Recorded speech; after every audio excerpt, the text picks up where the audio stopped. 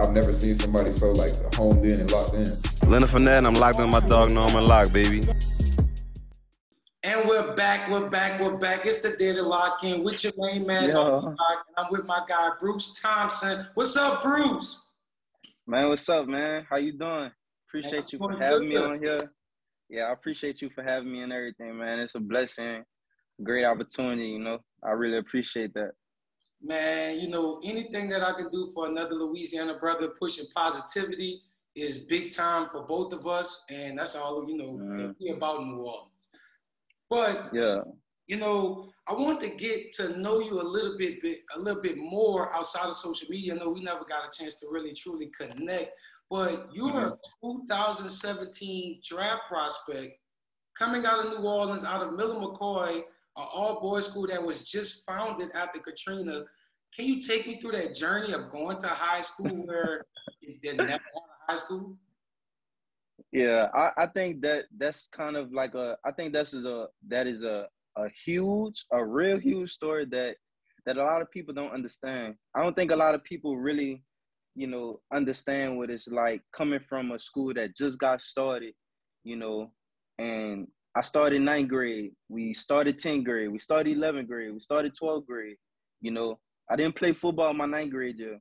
10th grade year, I got moved and I wanted to play receiver. You feel me? So it's kind of, it really reminds me of my dreamathon. That's really what it reminds me of. Like, you know, just the start, just gotta keep that, you know, integrity. You gotta keep that grind, that grit, that you just got to keep so much motivation around you to keep going that I don't think a lot of people really understand, you know, how much it really takes. Because not only just being a graduating class, but, you know, one of the first to have a football scholarship. Actually, you know, coming from that school, it was me and one of my close friends, Willie Young. You know, shout out to Willie Young, UAPB, legendary. You know what I'm saying? So, yeah, it's kind of, you know, it was real different. I can honestly say that. That's where, you know, my journey actually started with Dreamathon. And the more and more I look back on it, I think about, you know, how the marathon was and me listening to Meek Mill and Dream Chasers 1, 2, and 3. You know, when he said make it out, I felt like he was talking to me, you know, so I really did. You know, my mom, you know, keeping me to the best of her abilities and, you know, being a great loving mom, you know, coming home to that was a great feeling. But still knowing, like, you know, now me understanding, like, you know, when you're going out to the real world, it's a lot out there that could really have you at a setback or could really take over, you know, your dreams. Now, you know, growing up with a single mother, going to a high school, like you said, that just had been founded, what are some of the challenges you had to deal with on and off the field with each year, like you said, adding to the roster? I know y'all was playing both sides up until probably your senior year. So what are some of the challenges that you had to deal with on your journey? Man, that's one thing that is really touching because, like, it's really touching because I really, the more older I get and I completely understand, I really understand how hard it is having a strong single parent, you know, especially a mother that's trying to care for a growing son that, you know, he's going to face adversity and she has to learn how to tell him the right things and things to say to where he doesn't get in trouble and do anything wrong in the city. You know what I'm saying?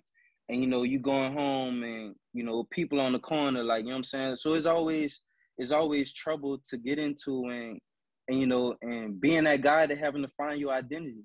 Because a lot of people don't understand when you're at the bottom, it's really like crabs in a bucket. It's really like you'll come across people that, and I wouldn't even blame them for feeling the way they feel because it's the environment. You're coming around people who don't necessarily have big dreams, right? Because of the environment that we live in. You never like seen perfect it. never seen it. So 9 times out of 10, if you never seen nothing, you know, you're willing to agree with them. Right. Or if you want to, you know, if you're peer pressured or if you want to be like them, you're gonna go that way. You know what I'm saying? So I feel like it was a lot, especially, you know, me being homeless and everything, you know, house called carbon monoxide, and me and my mother could have actually, you know, died in the house, Wow. you know, but yeah, man, that's why I say it's so touching, because it's really who I am. Like Dreamathon is Dreamathon, but it explains me, and it's my story, and reaching up to the stars.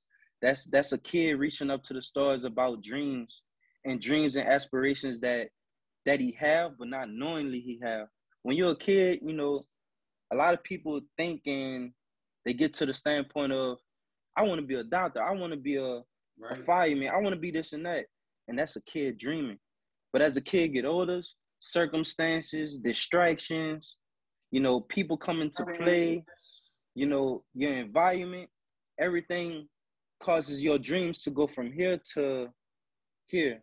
You get what I'm saying? And the smaller your dreams get, the more you get settled with everything around you. And when things around you is not content or not being how you want it to be, it begins to something to be talked about. You get what I'm saying? But that's what I want to bring Dreamathon into, you know, not only for me and my brand, and it's everybody Dreamathon. You get what I'm saying? It's more than just a dream. You're gonna have obstacles. A lot of people talk about, you know, kids and the way they grow up and what do they want to be, but nobody talk about what will they have to go through. Now, if I was a kid and someone told me, you're gonna go through this, but you have to keep going. You have to keep going. You have to get through this. You have to avoid all these obstacles. You still have to smile on your face every day. You know what I'm saying? Like things like that, it not only motivates you, but it put a different gear in you to keep going. Some people probably only go to the second gear, but I wouldn't blame them. I would blame the environment and the things that we are around, because you can't see a vision without actually having somebody who's been through it, or you actually seeing a vision, you know? Now, Archie Manning once said that you have an immense passion for football. How has that immense passion translated into Dreamathon? Honestly, I bring my football passion into everything that I do. Everything I feel like I want to do, I want to be the great at it. I want to be the greatest. And just dealing with Dreamathon, it brought a different spark to me as well, because football, they always told me no. They always told me I wouldn't do it. I can't do it. And, you know, like I said, Miller McCoy, then, you know, small school in Oklahoma, Langston University, HBCU, that gave me an opportunity. And, you know, things like that, it actually bring me to a different place of mind, you know, beating the odds. So if somebody tell me no with Dreamathon, guess what? I'm beating the odds. You know what I'm saying? But not only just beating the odds, but staying the course and just staying with that forgiving spirit, and just understanding that, you know, you're on your way. Now, with Dreamathon, what made you get started with the apparel? You know, I've heard your vision. I've heard that adversity that you've come through. What made you want to put that passion into apparel? Like I said, you know, I just take everything that I do and I take it serious. You never know what you do. You never know, like, people don't understand this, but I always had a big mentality for fashion. Right after I went up there, I had to work out with the Saskatchewan Rough Riders. And I spent a couple months up there in Canada. Right after that, I left and I went to Cali. I went to Cali and I wanted to work on fashion. I wanted to, you know, I went to the Fashion Over Men event. Next thing you know, I ended up getting sponsored by Fashion Over Men. So it also came from, you know, my passion with fashion. I model. I was signed to an agency on Warren Management in LA. So I bring everything about my brand into like my purpose and my dream. So now your brand has just been making waves over the last few days with the Free Odell t-shirts.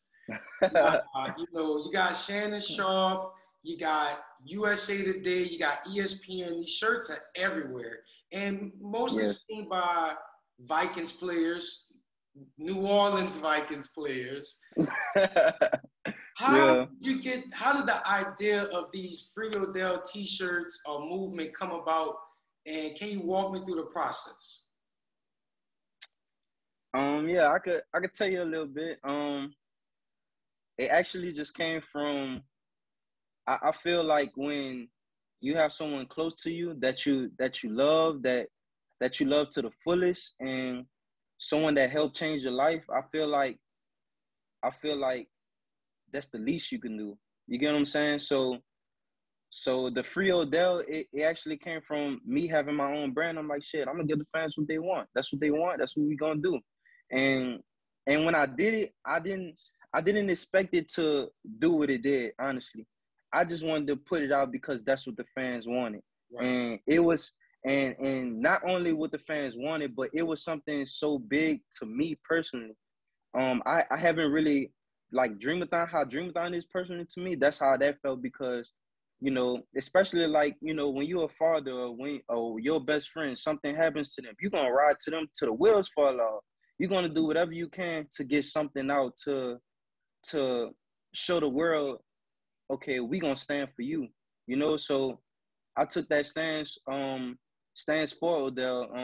He actually didn't have anything to do with it, but it just came from the passion and the love and the hurt, and, you know, how he felt, and, you know, me understanding situations and me understanding him. So, you know, I actually wanted to give the fans what they want, but it also was a memory. It also was something that was going to be rememberable from Dreamathon, you know? So we gave the fans what they want. We understand, you know, how he felt, and you can't get support or anything without support. You know what I'm saying? So everybody who supported, you know, I really appreciate everything, man. It's just so much gratitude. I'm so appreciative. Like I said, you know, how I come from being homeless. So I just appreciate everything. I appreciate all the little things. I give God His grace, and I just stay tuned, and I think about my next move every time. Now, it must have worked. It had to have worked. Yeah. It had to work. He's free now. Yeah. So now that part too, it did make a difference. It did make a difference. You had people like LeBron James coming out in support. You had Drake coming out in support. And like you said, the sky's the limit, because what if LeBron and Drake, like you said, want to show the support for someone that they love? Like you said, expressing itself through Dreamathon, man. Like I said, I'm all for. Can I get a shirt? Can I get a hoodie? I told like, I got you. All right, I'll make the show. Now, I see you got the Dreamathon t-shirt on, the beanie. What all apparel you got? And want you to tell the people where you can go shop and get your dream on, man. Oh, yeah, man. You know, you can go shop at dreamathon.me. I switched it up because, you know, we can always say .com. But me sound more personal because it's your dream. It's your Dreamathon. Everybody have their own Dreamathon. So however you deal with your Dreamathon, and that's where we come into play, because we help you walk in your purpose. We help you think about what you really want to do and your goals, and you're passionate about the things that you really love. So, you know, sometimes you got to walk and have your vision.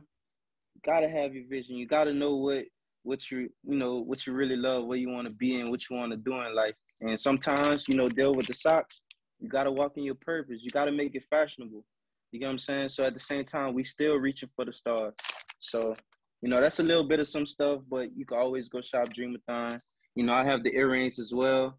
I got some Dreamathon earrings. These unreleased. I might drop them this weekend. But all I got to say is make sure you're tuned in to Sunday. And make sure you tune into Thursday as well. So make sure you tune in. Keep your phones up. Yeah, keep your phones up and stay ready. And I appreciate the support, man. Appreciate you. Bruce Thompson, owner of Dreamathon. Look, I need you to give the people your social media and, again, the website one more time where they can go get everything Dreamathon.